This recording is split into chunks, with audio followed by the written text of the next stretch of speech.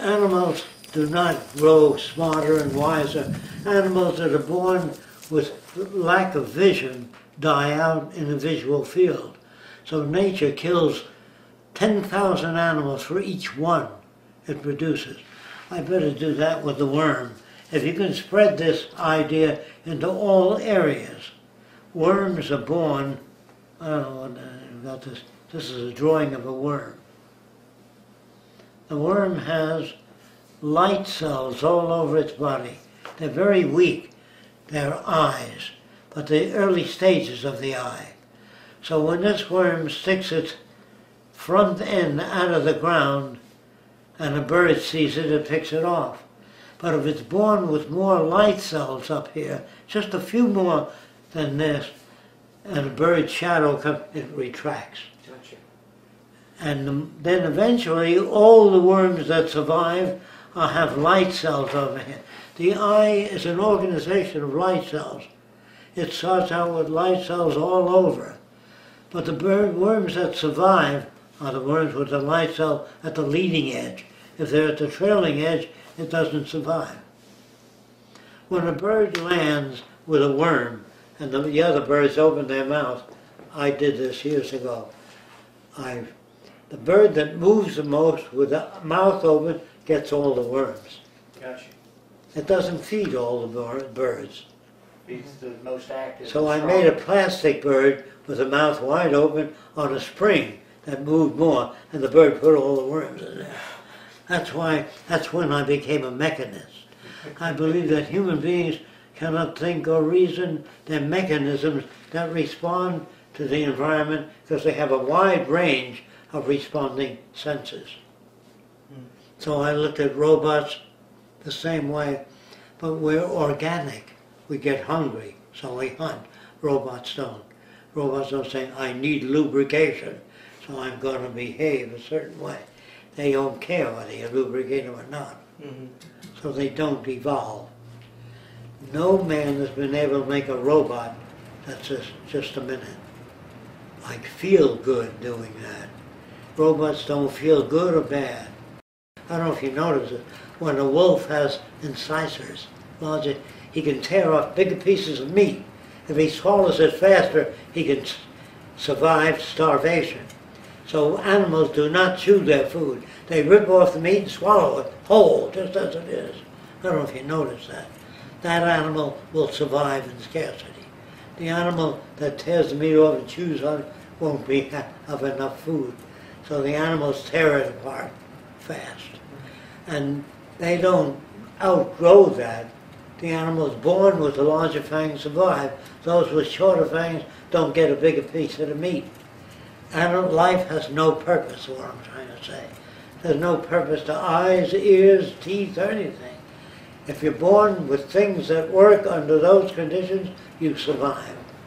If you're born, say, with let's say, a more rational mind, and you're rational about everything, you can't live. You might leave a little food for your young. If a bird doesn't feed its young, let's say it just eats the food, that species is gone. A bird that doesn't take care of its young, birds are not born to take care of their young. They say they instinctively take care of their young. The birds that don't feed their young are dead. They're gone. But if you start looking for purpose in life, everything seems to have a purpose. So you're looking at the successful birds that still exist. Under those conditions. Yes, under those conditions that feed their young, that's why they're there. It's not, Yes, yes. It's not, Same with humans. yeah. You feed their young because they're not helpless. Chinese used to drown babies that were females. Right. Did you know that? Yeah. Because they can't feed them. Population. Eskimo would put his grandma out on the ice when there's a shortage of seals. And she never wanted to be put out on the ice, so she always behaved very well. So it took an Eskimo who had a wonderful grandmother a little longer to put him out on the ice. It's very hard to accept that humans are machines. They're responding organisms. Very difficult.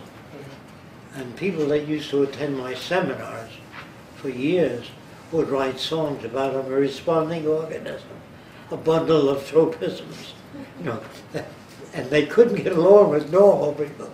You must understand that. Since I've been attending your sessions, I'm losing my friends. I said, you're not losing your friends.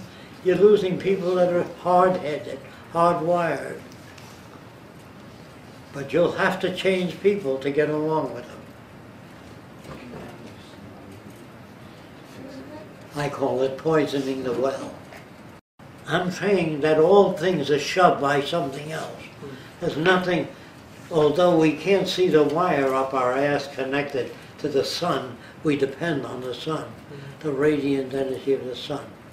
You may not see the forces that move you. Nutrition, different food combinations, strengthen your fingernails, lack of it makes them soft and they crack.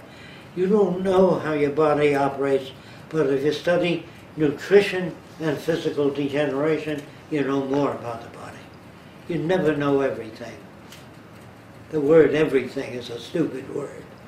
It implies that there is such a thing as everything. When you get into the mechanistic point of view, all that the mechanist says is that all things are shoved by other things. There's no prime source of that movement. In other words, if this begins to roll, it means the table is not level. Right. Nothing moves of itself. Plants do not grow. They depend on sunlight, water, moisture, soil, temperature, many different things. So there's no prime mover. When I say, how did the universe begin? That's a stupid question. It assumes a beginning. A seed, they say, is the beginning of a plant. How do you know it's not the end product? Why do you call it the beginning? Do you understand what I'm saying? Man projects like hell, including scientists. There's no good, no bad, no smart people, no dumb people. There are people that have less tools than you do. Right. You might have better tools.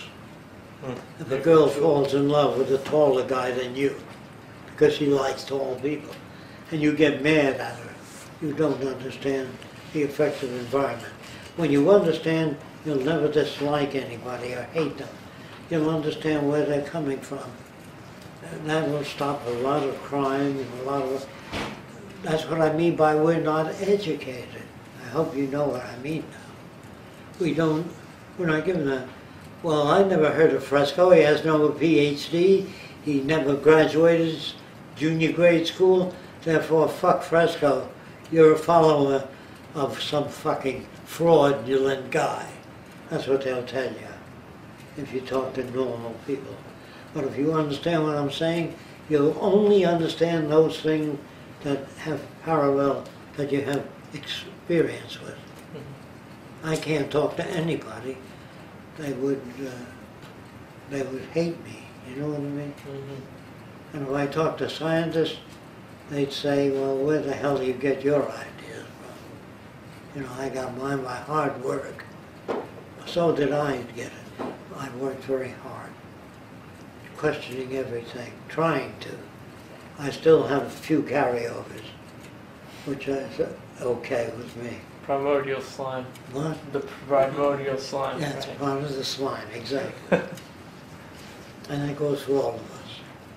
We can never be objective. Do you know why? We can never be open-minded, because all of us have some of the slime. There are some of us that can accept a wider range of behavior due to background. If you don't have this background, if you've never been here, you'll retain what you've been given. But from now on, you're poisoned. You can't go back to the old way of thinking. You'll never be able to go back. There are no roads to yesterday. You know what I mean by that? You can't go backward and say, well, I become an atheist, now I'm going to become a Catholic again. Unless you see things differently. Believe in miracles, and you believe in people with power of telekinesis. If you don't know how they do that, you might go back to church. Were you once Christian? Yes. I was once a believer in God. Let's say that. Okay. I believe there's somebody that made the world, because that's what they told me. What made you change your mind? A motion picture called The Ten Commandments. You ever hear of it? By Yeah. Cecil B. DeMille. I saw it. With the old one, the original. And I came home and I said to my older brother, I don't understand the Egyptians. Didn't they believe in the same God we believe in? He said, no, maybe they were atheists. My brother was a little older. And I said, what's an atheist? Well, atheists believe that animals evolved. The giraffe ate things and made a longer neck, and animals went through evolution. He knew a little bit about evolution. And from my background at that time, that made more sense. I had enough of background. And I said, gee, maybe there isn't a God. And I began to talk to people. They said, you're nuts. There's got to be a God.